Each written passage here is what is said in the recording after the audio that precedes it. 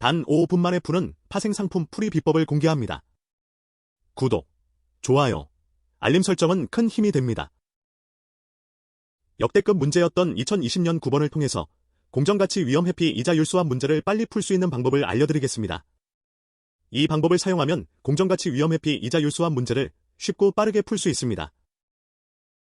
그리고 이 문제를 변형하여 현금 흐름 위험회피 이자율 수합 문제를 쉽게 풀 수 있는 방법도 같이 알려드리겠습니다. 먼저, 차입금의 공정가치가 변동한 만큼 파생상품의 공정가치는 반대로 변동합니다.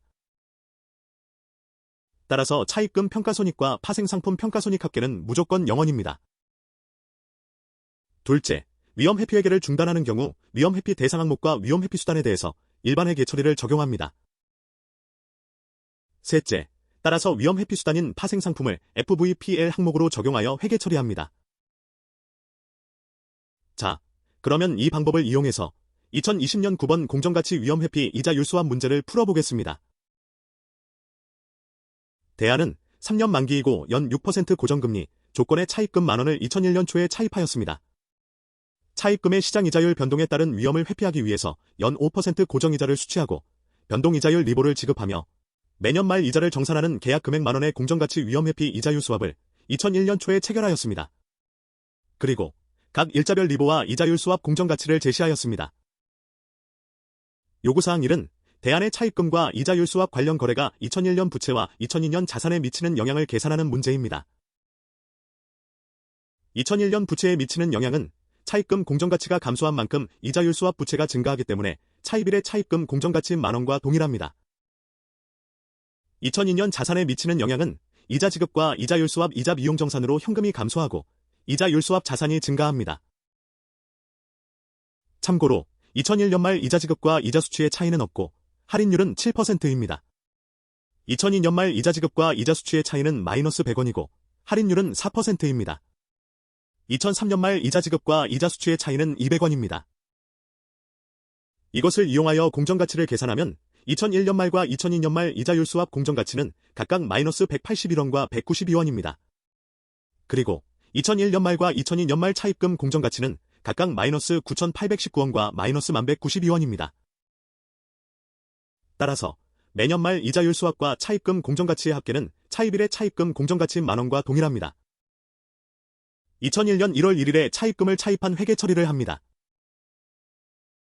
2001년 12월 31일에 차입금에 대한 이자 비용을 인식하고 차입금의 공정가치를 인식합니다. 그리고 이자율 수합 부채를 인식합니다. 이자 지급과 이자 수취가 동일하기 때문에 이자를 정산하는 회계 처리는 없습니다. 2002년 12월 31일에 차입금에 대한 이자 비용을 인식하고 장기 차입금의 공정가치를 인식합니다. 그리고 이자 지급과 이자 수취를 정산하는 회계 처리를 하고 이자율 수합 부채를 제거하면서 이자율 수합 자산을 인식하는 회계 처리를 합니다. 요구사항 2는 차입금의 조기 상환으로 위험회피회계 전체를 중단하는 경우 차입금과 이자율 수합 관련 거래가 2001년과 2002년 당기순이익에 미치는 영향을 계산하는 문제입니다. 2001년 당기순이익에 미치는 영향은 위험회피회계를 적용하여 이자 비용, 차입금 평가이익, 파생상품 평가손실을 계산합니다. 차입금 평가이익과 파생상품 평가손실의 합계는 0원입니다. 2002년 당기순이익에 미치는 영향은 위험회피회계를 중단하는 경우 위험회피 대상 항목과 위험회피 수단에 대해서 일반 회계 처리를 적용하기 때문에 차입금을 상환하면서 발생하는 상환 손실을 인식합니다. 그리고 공정가치 위험회피에서 위험회피 수단인 이자율 수합은 FVPL 항목으로 회계 처리하기 때문에 위험회피회계를 중단하더라도 동일하게 이자 비용과 파생상품 평가이익을 인식합니다. 차입금 기준으로 공정가치 위험회피와 현금 흐름 위험회피를 비교해 보겠습니다. 공정가치 위험회피의 위험회피 대상 항목은 고정이자 지급 조건의 차입금입니다.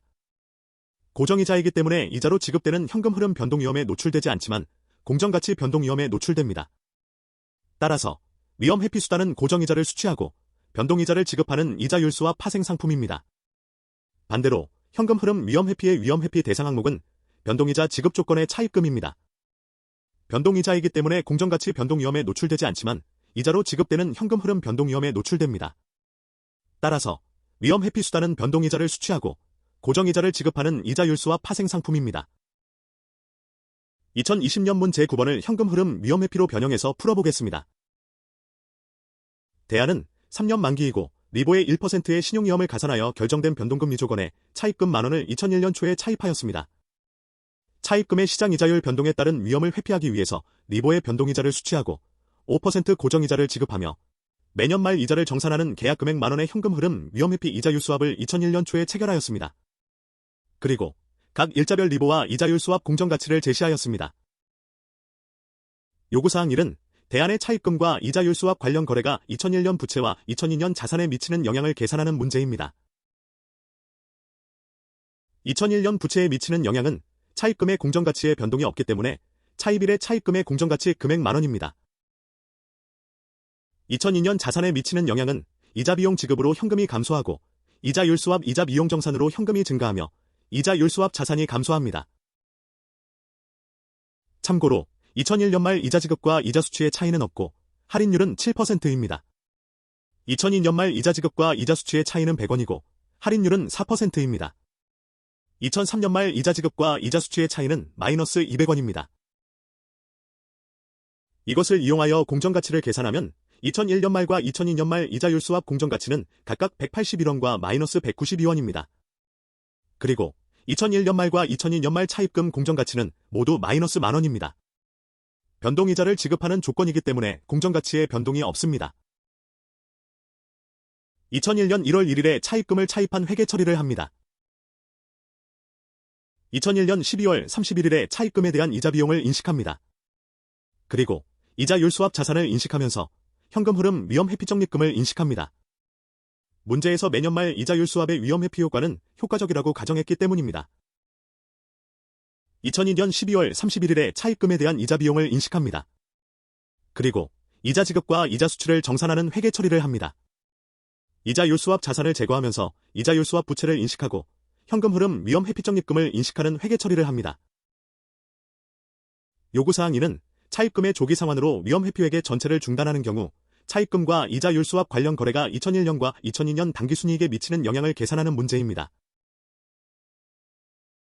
2001년 당기순이익에 미치는 영향은 위험 회피 회계를 적용하여 이자 비용만이 당기순이익에 영향을 미칩니다. 대신에 현금 흐름 위험 회피 적립금이 기타 포괄이익에 영향을 미칩니다. 2002년 당기순이익에 미치는 영향은 위험 회피 회계를 중단하는 경우 위험 회피 대상 항목과 위험 회피 수단에 대해서 일반 회계 처리를 적용하기 때문에 장부에 남아있는 현금 흐름 위험 회피 적립금을 제거하면서 파생 상품 평가 이익을 인식합니다. 그리고 이자 지급과 이자 수출을 정산하면서 이자 수익을 인식하고 파생 상품 평가 손실을 인식합니다.